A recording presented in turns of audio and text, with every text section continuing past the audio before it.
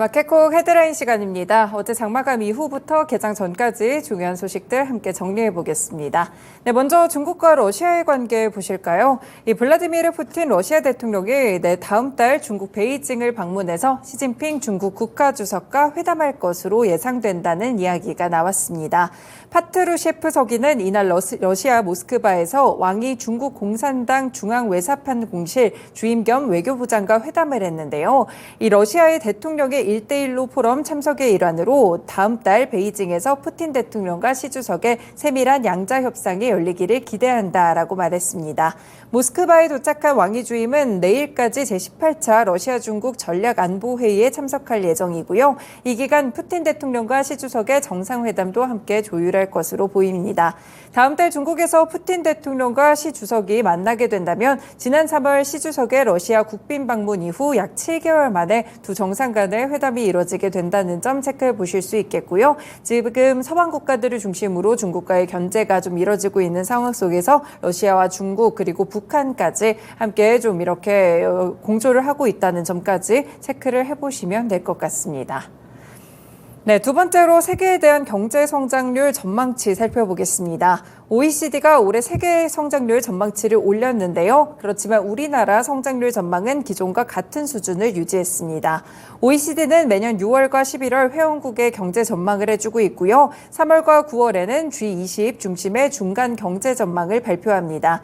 OECD는 올해 한국의 경제 성장률을 1.5%로 예상했는데요. 지난 6월에 제시한 전망과 같은 수치였습니다. 그리고 한국개발연구원이 제시한 전망치와도 같았고 IMF나 정부, 한국은행의 전망치보다는 0.1%포인트 높았습니다. OECD는 이날 한국의 내년 성장률도 6월과 같은 2.1%로 전망했는데요. 올해 세계 경제 성장률의 전망치는 3%로 미국과 일본, 브라질의 양호한 상반기 성장세를 반영해서 6월보다 0.3%포인트 상향 조정했습니다. 네, 특히나 일본의 성장률을 보시면요. 6월에 1.3%를 제시를 했었는데 이보다 무려 0.5%포인트나 높은 1.8%를 제시하면서 우리나라의 성장률을 추월할 것으로 예상했습니다. 반면에 내년 세계 성장률은 2.7%로 오히려 0.2%포인트 낮춰 잡았고요. 긴축 영향이 가시화되고 있고 소비자의 심리가 악화된다는 점, 중국의 더딘 경기 회복까지 주요 원인으로 꼽았습니다. OECD는 세계 경제의 하방 리스크로 소비가 둔화되고 강한 긴축 기조를 보이고 신흥시장이 부진하는 등 글로벌 금리 인상의 역효과들을 꼽아줬는데요. 이 석유 같은 에너지 공급의 차질 가능성이나 식량 가격 상승, 중국의 경기 둔화 가능성도 주요한 리스크 요인으로 지목했다는 점 함께 체크해 보실 수 있겠습니다.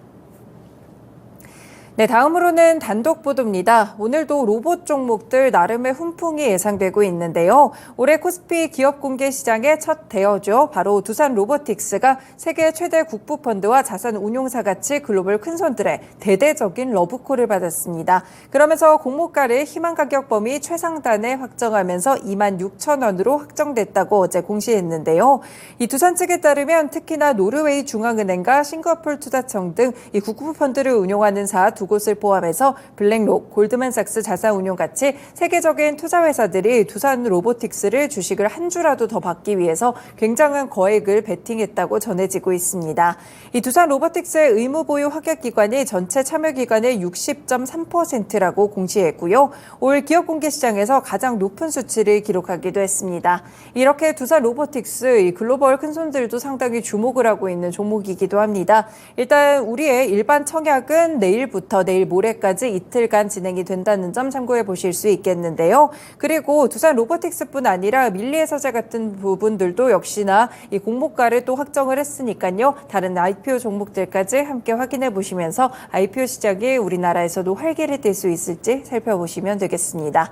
네, 관련 종목 체크해 드립니다. 시간호에서도 로봇 관련 종목들의 흐름이 상당히 좋았는데요. 실제로 두산도 굉장히 큰 폭으로 상승을 했고요. 그 외에도 이렌시스, SP시스템즈, SPG 같은 종목들 함께 체크해 두시면 좋을 것 같습니다. 네, 다음 소식입니다. 고유가 고환율로 한국전력의 재무 상황이 악화될 수 있다는 우려가 커지고 있는데요. 이 정부가 전기요금을 추가로 인상하는 방안을 굉장히 신중하게 검토 중인 것으로 전해지고 있습니다. 이 정부 관계자는 20일 관계당국이 전기요금에 대한 인상 문제를 협의 중이라며 시기나 폭 관련 협의가 진행되고 있다고 밝혔는데요.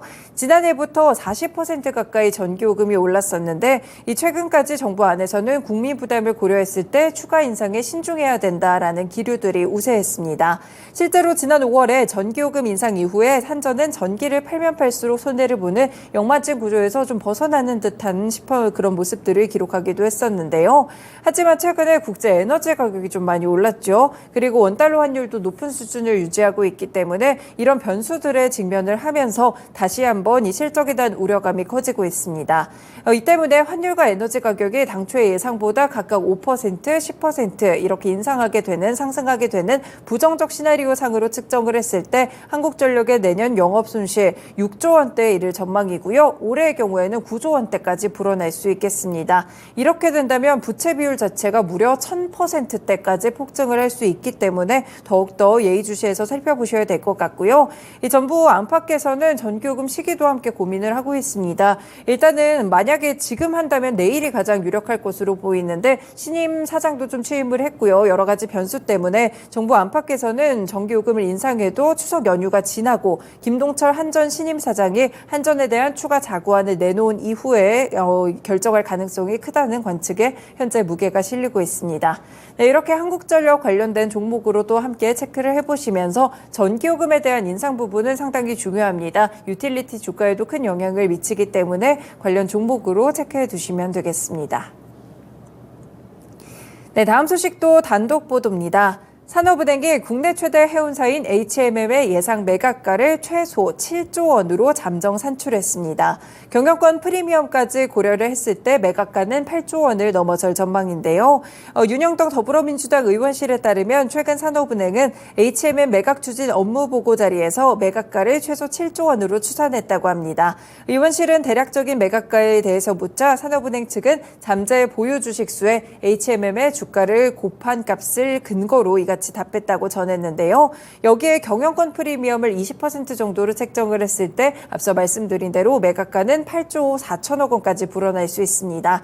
이렇게 되면 산업은행이 입찰가 가운데 가장 높은 가격으로 체결을 할 계획인데요. 지금 매각 측에서는 지난 4일에 HM의 적격 인수 후보로 하림지주, LX 인터내셔널, 동원산업을 선정하고 현재 실사 작업을 개시했습니다. 인수 적격 후보들의 올 상반기 연결 기준의 자산 규모는 하림지주가 14조 원, LX 인터내셔널이 8조 원, 동원산업이 7조 원 수준을 갖고 있는데요.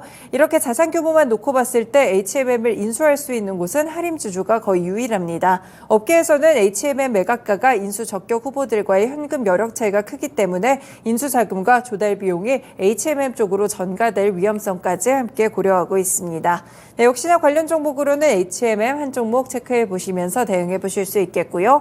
해운주도 흐름과 더불어서 이렇게 또 매각에 참여한 기업들의 주가 흐름까지 함께 살펴보시면 되겠습니다. 네, 마지막 소식도 보겠습니다. 지금 올리브유 가격이 스페인같이 주요 생산국의 극심한 가뭄 때문에 공급량이 줄고 100% 이상 급등했다고 하면서 사상 최고치를 기록했는데요. 이렇게 가격이 급등하자 생산 현지에서도 올리브유 절도까지 기승을 부리고 있다고 합니다. 이 미국 농무부는 최근 보고서에서 지중해 지역의 극도로 건조한 날씨로 인해서 9월 글로벌 올리브유 가격이 톤당 8,900달러로 급등했다고 밝혔습니다. 보고서는 이미 8월의 평균 가격 자체가 전년 동기 대비 130%나 올랐다고 말했고요. 하락 징후는 보이지 않고 있다고 전했습니다. 이 올리브유의 최대 생산국이자 수출국이 스페인인데요. 지난 수개월간 극심한 가뭄 때문에 타격을 크게 받았습니다. 이에 따라서 스페인 안달루시아 지역에서는 9월 올리브유 가격이 사상 최고가인 킬로그램당 8.45유로까지 치솟았고요. 이는 지난해 동기보다는 111% 오른 수치라는 점 체크해 보실 수 있겠습니다.